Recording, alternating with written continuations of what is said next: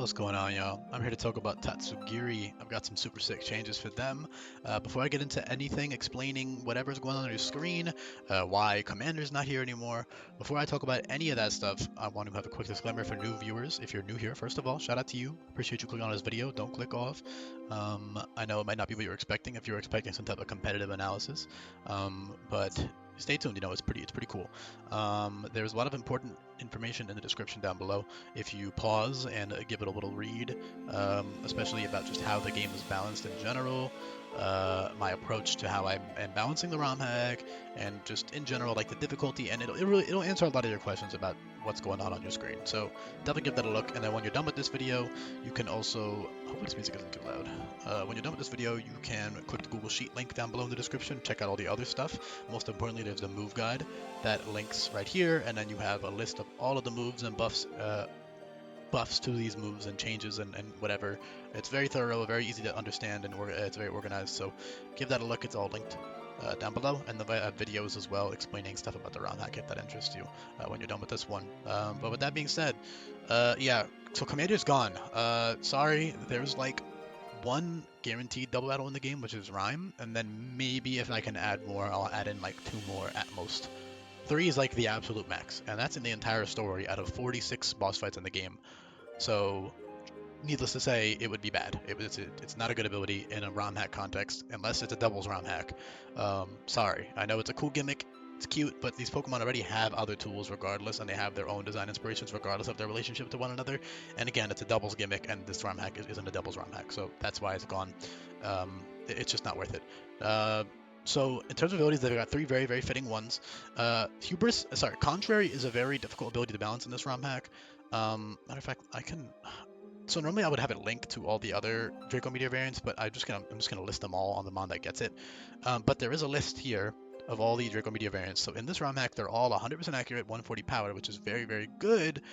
But it kind of breaks, it breaks Contrary, because normally you can argue, okay, well, Contrary you have to hold wide lens for consistency, so it's not that, it's still pretty broken, but it's not that broken if you're not that fast of a Pokemon, so as long as I don't give it anything fast, it's fine. But because I'm not going to make the Draco Meteor variants fucking ass for every other mon, I don't like inaccurate moves that are inaccurate for no reason. Obviously in competitive it's a different conversation, but in-game those moves don't need to be inaccurate at all. I like having that consistency and being able to choose between your options and weigh that kind of stuff. Point is, though, in this game, you've got Hydro Cannon and Draco Meteor and Hyper Beam, which all function like Draco Meteor. But they're at the end of the game. So contrary, Hyper Beam is with 7 badges, right? So depending on what game path you're playing on, if you look at the level caps, you can see when the average level cap for the 7th badge is 55. Roughly between 53 and... It's actually a little bit lower now, because I have changed them a little bit since making these stats, and I'm not going to redo all the stats. It's probably like early 50s. Somewhere like maybe 54 or some shit. It probably went down a little bit because I did tweak the levels a bit. But because of that, you've got that Hyper Beam 10 levels earlier than you get the stab ones, which is fair because Hyper Beam is still incredible. Literally all you have to do is get something in range for it, switch it in, run Choice Scarf, and then you snowball, right? You snowball out of control. It's so quick. The only thing that's stopping you is something that is faster with Scarf, which isn't much. So you're wondering, I gave them +1 speed, right? That is because they outspeed base 130 with 83 base speed. Here, I'll show you what I mean.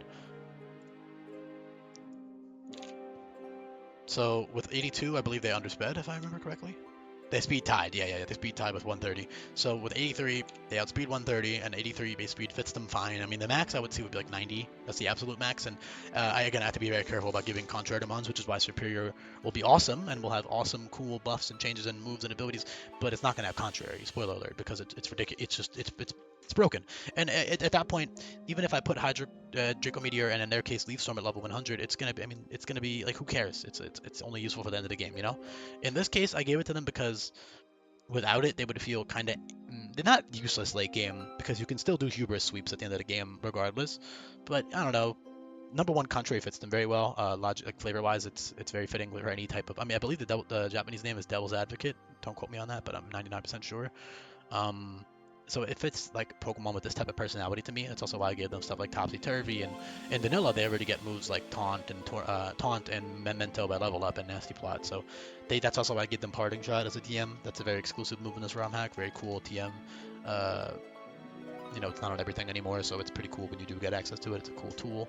They've got other, you know, pivot moves like flip turn, U-turn, and minus priority baton pass, and they have some really good special bulk as well now.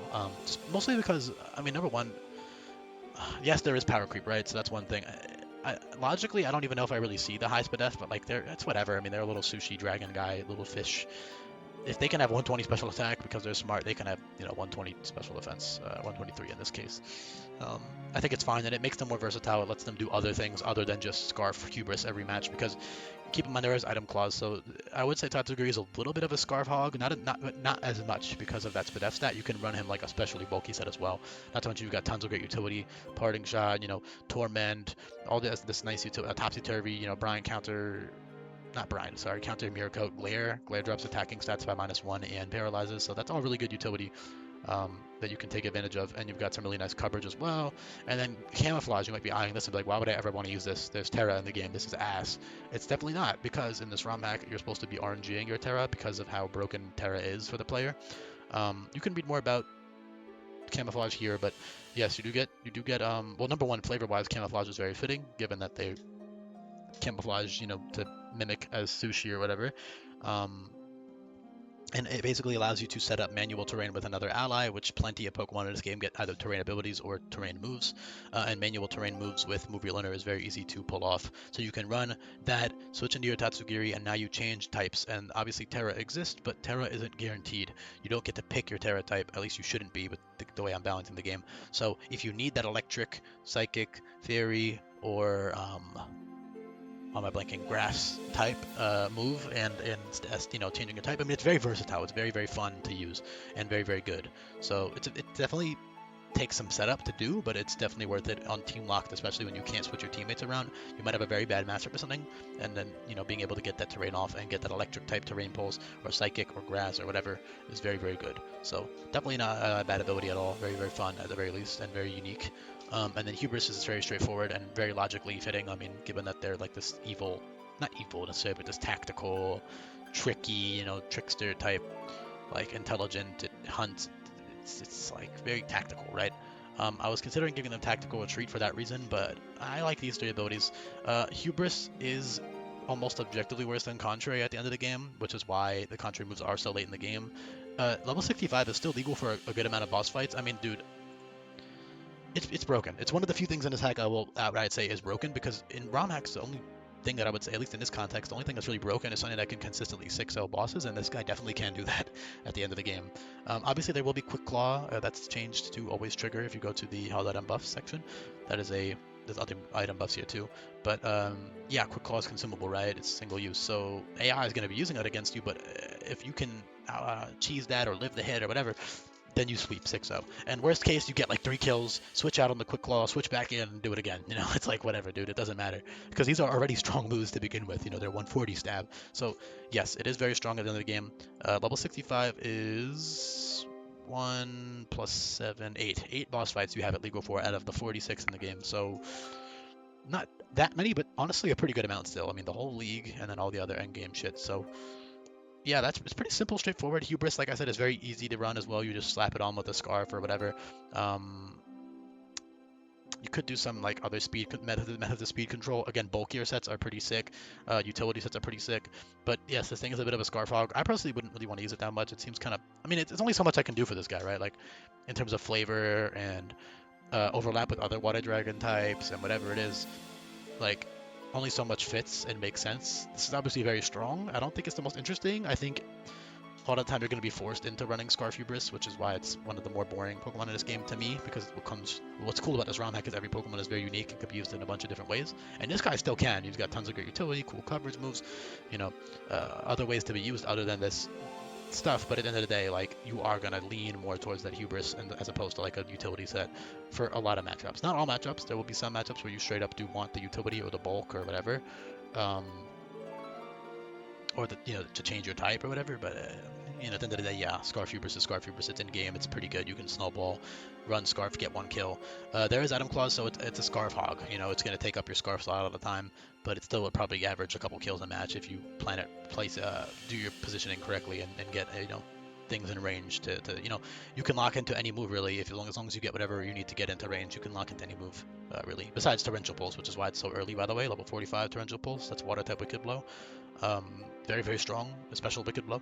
But the downside is it can't be used twice in a row, so that strictly stops Hubris Scarf shenanigans until the end of the game. Of course, you've still got Bubble Burst, which is 90 base power, and you've got Surf, which is 100, so you've got other reliable water type moves that can be spammed, but and then obviously late game you've got that Hydro Cannon, but yeah, that's pretty much it. You've got reliable recovery in the form of Rehydrate on top of Confide, which is a good debuffing move, drops special stats by -1.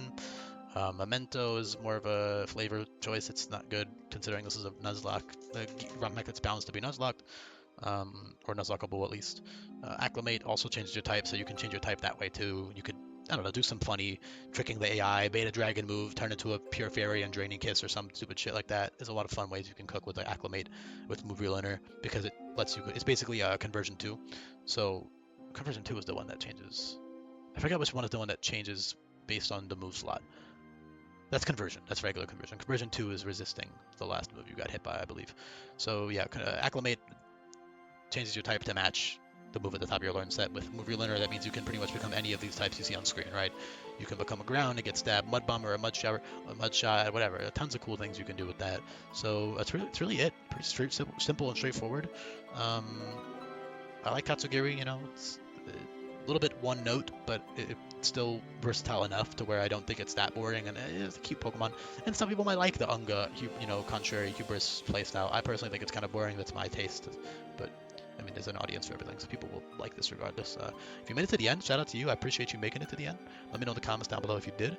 And I think that's pretty much all the other weird. I mean, I guess some other move pool stuff like Mud, Sludge stuff I gave because they're like this lake, sneaky water dragon type thing. I think it makes enough sense at the TM at least. Everything else is pretty straightforward, I would say. The Draining Kiss is a little bit weird choice, but I think it's cute. I don't know. It just fits their vibe to me, so I like it. Parting Shot is very, very fitting to me, at least as a TM, it's fitting. Yeah, thank you for listening, and I'll be back for more. Peace.